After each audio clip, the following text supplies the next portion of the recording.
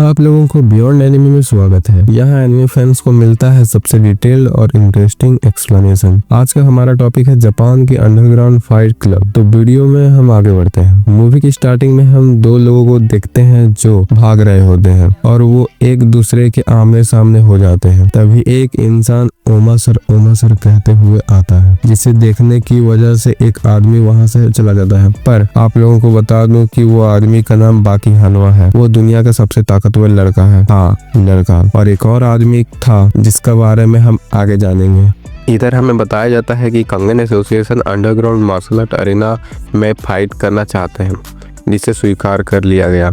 इधर हम कुछ लोगों को देखते हैं जो कंगन एसोसिएशन के हैं और वो अंडरग्राउंड मार्शल आर्ट अरेना को देखने आए हुए होते हैं।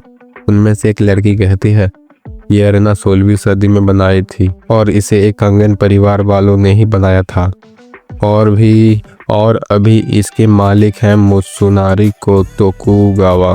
कंगन एसोसिएशन को तोकुगावा परिवार ने बनाया था, इसलिए इन दोनों परिवार के सीनियर अच्छे दोस्त हैं और वो दोनों एक दिन पीते पीते ये प्लान बनाते हैं कि हम दोनों को मरने से पहले एक फाइट करवानी चाहिए ताकि अच्छे से मन की शांति हो। इधर ओमा पूछता है हम उनके यहाँ क्यों लड़ने आए हैं, वो हमारे यहाँ आते लड़ने। तो लड़की कहती है तो परिवार से एक फाइटर कंगन एसोसिएशन में लड़ने के लिए एक बार आ चुका है, इसलिए इस बार हम आए हैं। उस फाइटर का नाम था मास्टर ओरोची और वो इतना खतरनाक फाइट किए थे कि लड़ाई के बाद 6 महीने तक आराम करने को कहा गया था उन्हें। इधर हम 2 बॉडीगार्ड को देखते हैं, मार्शल आर्ट अरेना की निगरानी कर रहे होते हैं ताकि कोई अंदर न आ सके।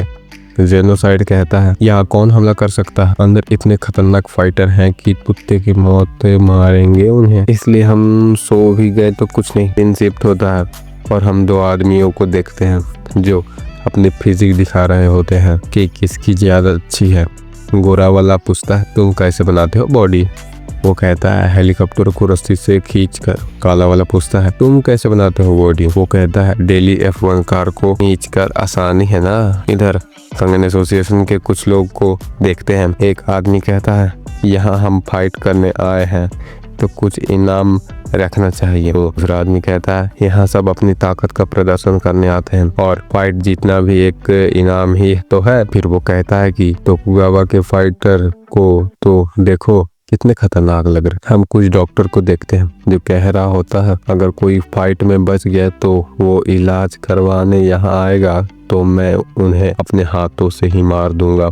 तभी एक और डॉक्टर आता है और कहता है ये तुम्हारा सपना ही रहेगा क्योंकि मैं भी यहाँ रहूंगा। इधर अरेना का सीन दिखाया जाता है जहाँ दोनों लीडर्स कहते हैं गेम का नियम वही पुराना वाला ही रहेगा, कोई हथियार नहीं और जो भी पहले हार मान जाएगा हारेगा और 3 फाइट्स चलेगी। इधर हम ओमा को देखते हैं जो लड़ने की तैयारी कर रहा होता है और बाकी को देखते हैं जो लड़ने की तैयारी कर रहा होता है, यानी बाकी की फाइट ओमा से होगी। फर्स्ट फाइट सो फैंग और काओरू हनायामा। इधर फाइट की शुरुआत हो जाती है। कंगन एसोसिएशन की तरफ से एक फाइटर आता है, इसका नाम था सो फैंग। अंडरग्राउंड फाइट क्लब की तरफ से आता है जापान का सबसे ताकतवर फाइटर काओरू हनायामा। तभी सो फैंग इंतजार नहीं कर पाता, इसलिए वो पहले भागकर लड़ने जाता है। हनायामा एक पंच मारता है पर सो फैंग बच जाता है और उसके पीठ में एक पंच मार देता है। फिर रहरे पर मुक्का चलाने लगता है, फिर एक जोरदार किक मारता है। तभी हनायामा उठकर एक जोरदार पंच मारता है जिससे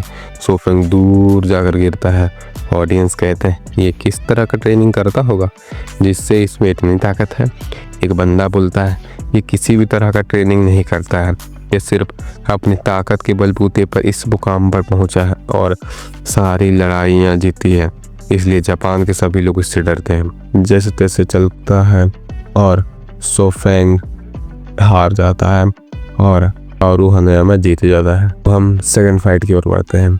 ये ऐलान किया जाता है कि कंगन एसोसिएशन की तरफ से लड़ने आ रहा है रायन कुरेन और अंडरग्राउंड मार्शल आर्ट अरेना की तरफ से आ रहा है जैक हानवा। फाइट शुरू होती है और दोनों एक दूसरे को मारने के लिए कूद पड़ते हैं। जैक ज्यादा पिटने लगता है और वो दूर जाकर गिरता है। रायन कहता है कोई भी इतना दवाइयाँ और इंजेक्शन लगाकर ताकतवर नहीं हो जाता। फिर वो अपने पास्ट की बात याद करता है जिसमें कंगन एसोसिएशन वाले उसे जैक की फोटो देते हैं और कहते हैं क्या तुम इससे लड़ोगे, ये तुम्हारा एक अच्छा ओपोनेंट बन सकता है। ये एक फाइट मशीन है, इसने अपनी बॉडी पे बहुत से एक्सपेरिमेंट किए हैं। रायन कहता है मैं इसका घमंड तोड़ने के लिए लड़ने को तैयार हूँ। इधर फाइट सीन दिखाया जाता है। जैक उठकर एक जोरदार पंच मारता है रायन को। रायन गिरता है पर फिर से उठकर लड़ने लगता है। तभी रायन रिमूवल नाम की एक टेक्निक यूज करता है। एक बूढ़ा बताता है ये एक टेक्निक है जिसमें हम अपनी शरीर सीमाओं को हटाकर अंदर की ताकत को बाहर ले आते हैं। पर तभी जैक भी अपनी दवाइयां निगल लेता है और फाइट और भी इंटेंस हो जाती है। जैक रायन को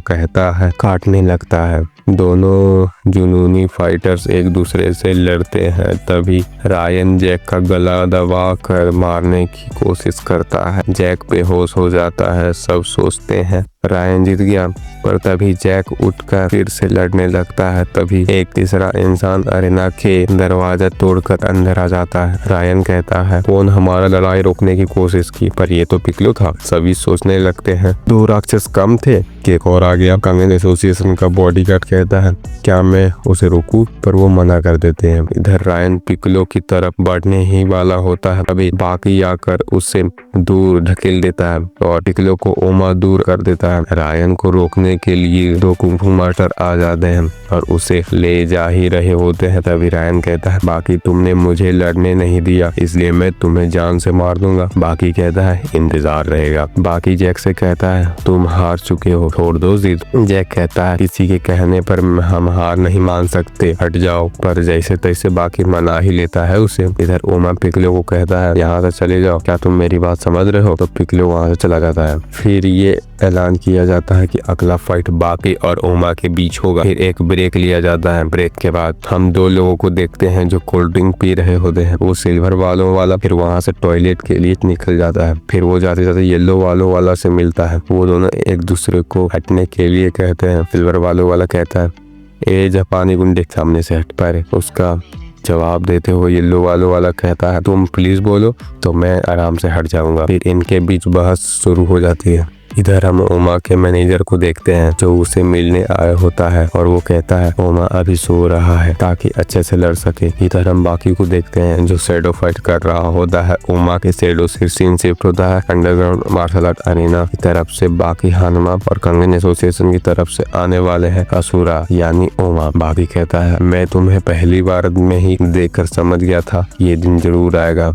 जब तुम और मैं आमने सामने होंगे, और वो दिन आ गया। फिर फाइट शुरू हो जाती है। इधर दोनों एक दूसरे को देख रहे होते हैं। ओमा सोचता है मुझे पहला वार करना पड़ेगा, बाकी पहला वार नहीं करने वाला। तभी ओमा तुरंत जमीन पर गिर जाता है और उससे सोचने का मौका भी नहीं मिलता पर ये कैसे हुआ। उधर एक बंदा बोलता है 0.5 सेकंड, क्या बाकी को भी मेरा वाला मूव आता है, टाइम स्लो करने वाला। बाकी उसे जोर से किक मारता है पर उसे ही वापस लगता है। तभी सोच में पड़ जाते हैं ये कैसे हुआ। ओमा बताता है ये मेरा मूव है एको स्टाइल, जिसमें हम अपनी मर्जी से बॉडी के किसी भी पार्ट को बहुत मजबूत कर सकते हैं। फिर वो अपना पास्ट याद करता है जिसमें उसकी मैनेजर बताती है कि बाकी से लड़ना है जो अपनी माँ की निगरानी में बहुत अच्छे ट्रेनर से और अच्छे फैसिलिटी में ट्रेन हुआ है और वो एक भी फाइट आज तक नहीं हारा है और इस मार्शल आर्ट अरेना का चैंपियन भी रह चुका है। ओमा कहता है आप लोग बाहर जाओ, मुझे सोना ही है अभी। फाइट से पहले प्रेजेंट जिसमें बागी और ओमा का अच्छा फाइट चल रहा होता है। ओमा अपना एको स्टाइल यूज कर रहा होता है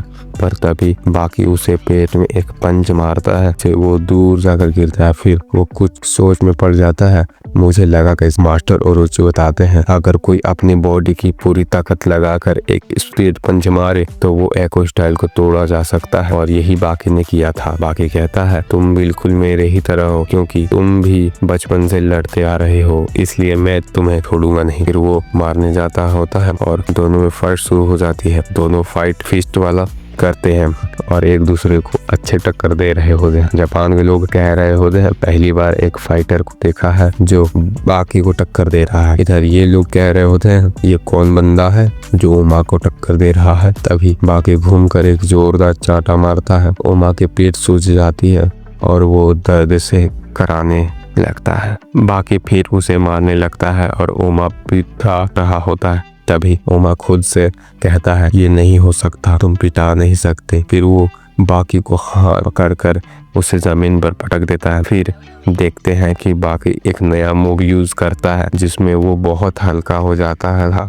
और उड़ कर जाता है और ओमा को एक पंच मारता है, पर ओमा ही उसे दूर ढकेल देता है। फिर ओमा उसे एक पंच मारता है पर बाकी गोल गोल घूमने लगता है हवा में ही, जिसे देखकर सभी शॉक हो जाते हैं। फिर बाकी हवा में एक पंच मारता है। फिर ओमा उसे मारने आता है पर बाकी उसे पकड़कर पहले की तरह पटक देता है, जिसे देखकर ओमा कहता है तुम एक बार में मेरा मूव कॉपी कर लिए, वाह दुनिया में फाइटर की कमी नहीं है, मेरे डैड सही कहते रहे। बाकी कहता है मैं अपना सारा मूव यूज कर लिया तुम्हारे सामने, पर तब भी मुझे डर लग रहा है तुमसे। फिर वो कूद कर जाता है ओमा को मारने, पर वो दूर गिर जाता है और ओमा रेड कलर का हो गया था, जिसे देखकर एक बंदा बोलता है क्या पोजेसिंग स्पिरिट इसमें शरीर अपनी अंदरूनी ताकत पूरा यूज कर सकता है और बॉडी का ब्लड प्रेशर बढ़ जाता है और बॉडी जल्दी जल्दी हीट होने लगता है, जो शरीर के लिए हानिकारक है